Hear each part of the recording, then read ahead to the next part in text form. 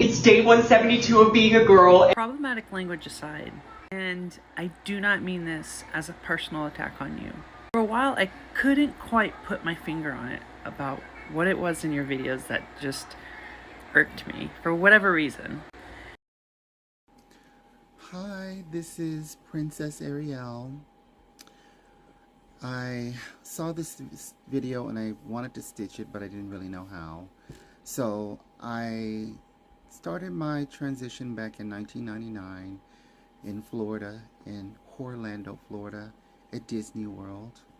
I was working in the parks for about 10 years, and I was just about to swallow a lot of pills when I met a woman who helped me discover that I was trans. I had never heard of it before. And I was lucky enough to do some searching around, find a doctor, and get diagnosed, and counseling and everything. It was all, on my dime, and I had just insurance with my company.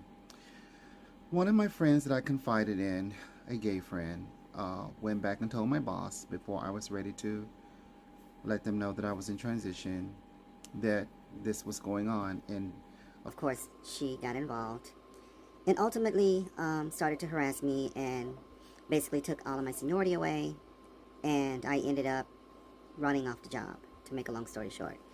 I put my 2 weeks notice in and packed up, and I had to leave. And in the midst of all of that, because she made it so incredibly hard for me to,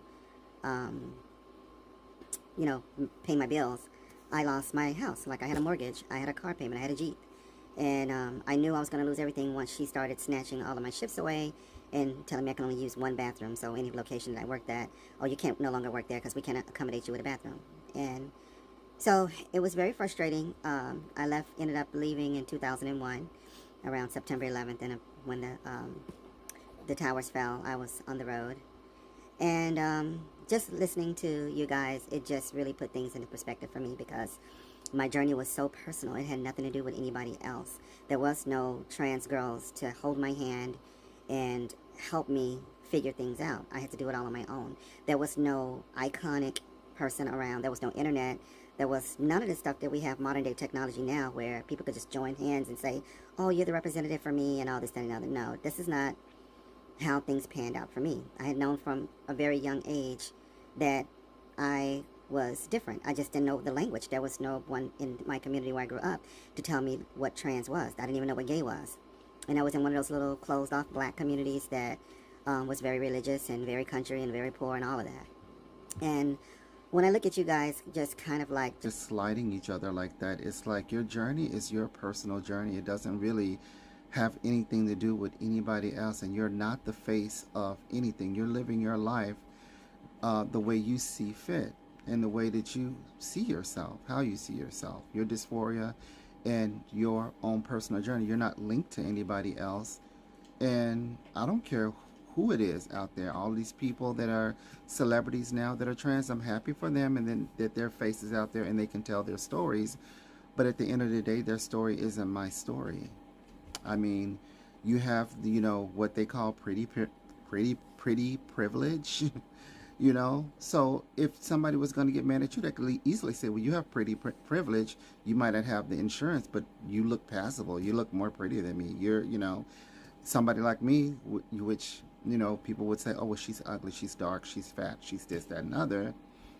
Then that would be an attack at me because the way I look, But I say all of that to say to you, like, your journey is your own personal journey. You're not, leapfrogging and attached like the Borg or Symbiont to other trans girls. We just share proximity by our stories and our struggles. Because as you can see how people voted in many states, they're just taking our rights away. I started my journey in Orlando, Florida. Now you see you have a group of conservative types who have decided that, hey, these things are not necessary in our state, go to another state with that. Like, we have these territories, one by one, that are all pretty much southern territories at the moment, that are taking our rights away. I think that's the bigger story. And really, if you're going to advocate or want to be advocating, you should be advocating that. I think that takes precedence over anything this other girl has said and done just by displaying her doctors and stuff like that. That's her own personal choice, and that's her right. Just like your right is to just tell your story. And so it's sad to keep seeing like so many people on this attack mode. In the meantime, each state, when we don't vote, you know, and try to stand up for our rights, are slowly getting taken away. And to the point where you won't have access or anything, period, by the government that's going to tell you what you can and can't do. And you'll be like me, crawling down into Yuma, Arizona, into the borders of Algodones, purchasing medications and hoping that you don't get stopped, which I did, with American citizenship, and sat there for 2 hours, hoping that they would let me come back into the States. Because that's probably going to be your only other option if we continue just to sit here and beat each other up about who's, you know, doing this and who's doing that. Meanwhile, your rights are getting taken away.